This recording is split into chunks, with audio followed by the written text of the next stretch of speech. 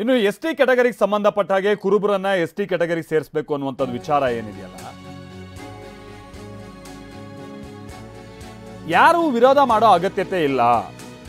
ಈಗ 2A ನಲ್ಲಿರುವಂತ ಕುರುಬ ಸಮುದಾಯವನ್ನ ಎಸ್ಟಿಗೆ ಸೇರಿಸಿದ್ರೆ ಅಲ್ಲಿರುವಂತ ಜಾತಿಗಳಿಗೆ ಸಮಸ್ಯೆ ಆಗುತ್ತಲ್ವಾ, ವಾಲ್ಮೀಕಿಯು ಸೇರಿದಂಗೆ.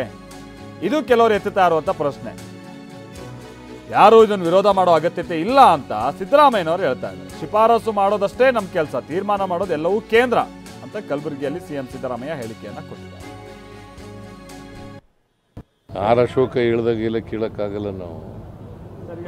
ಆರ್ ಅಶೋಕ ಬಿಜೆಪಿಯವ್ರು ಹೇಳಿದವರು ರಾಜಕೀಯವಾಗಿ ಮಾತಾಡ್ತಾರೆ, ಅವ್ರನ್ನೆಲ್ಲ ಹೇಳ್ಕೊಂಡು ಎಲ್ಲ ಇದನ್ನು ಕೂಡ ತಪ್ಪದೇನೆ ಸೋಷಿಯೋ ಎಕನಾಮಿಕ್ ಶೈಕ್ಷಣಿಕ ಎಜುಕೇಷನಲ್ ಸರ್ವೆ ಆಗಬೇಕು. ಯಾಕಂತಂದರೆ ಈ ಸೋಷಿಯೋ ಎಜುಕೇಷನಲ್ ಸರ್ವೆ ಆಗೋದ್ರಿಂದ ನಾಳೆ ಸ್ವಾತಂತ್ರ್ಯ ಬಂದು 78 ವರ್ಷ ಆಯಿತು.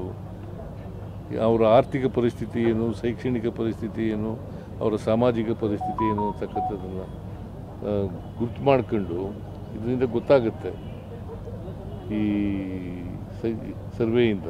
ಇದು ಹಿಂದಿನ ಸರ್ಕಾರದಲ್ಲೇ ಮಾಡಿತ್ತು, ಯಾರು ವಿರೋಧ ಮಾಡಬೇಕಾದಂಥ ಅಗತ್ಯ ಇಲ್ಲ. ಇದಕ್ಕೆ ಕೇಂದ್ರ ಸರ್ಕಾರ ತೀರ್ಮಾನ ಮಾಡೋದು, ಕೇಂದ್ರ ಸರ್ಕಾರ ಎಲ್ಲ ತೀರ್ಮಾನ ಮಾಡೋರು, ಶಿಫಾರಸು ಮಾಡೋದಷ್ಟೇ.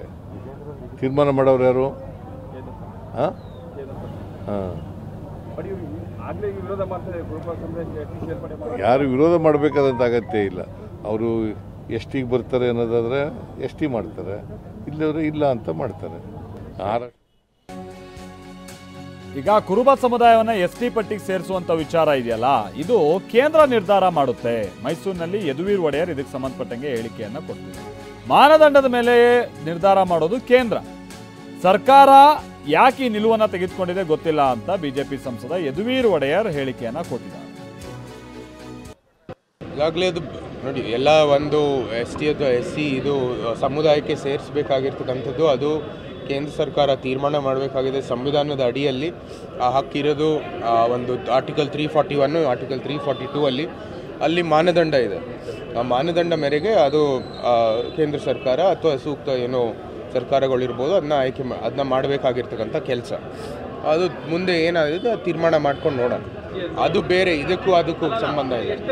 ಒಂದು ರೀತಿ ಕೃತಕ ಜಾತಿಗಳು ಸೇರಿಸುವಂಥದ್ದು ಕೆಲಸ